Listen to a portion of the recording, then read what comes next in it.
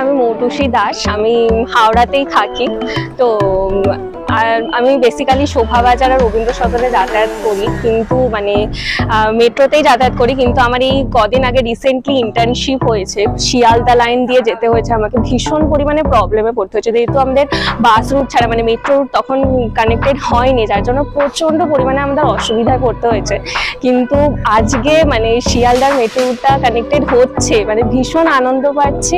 মানে কম ভাড়াতে কম খরচে আমরা আজকে মানে অতদূর পৌঁছে যাব, প্লাস কমফোর্টের সাথে, ভীষণ আনন্দ হচ্ছে। খুব কম সময়েও পৌঁছে যাব, খুব আনন্দ হচ্ছে।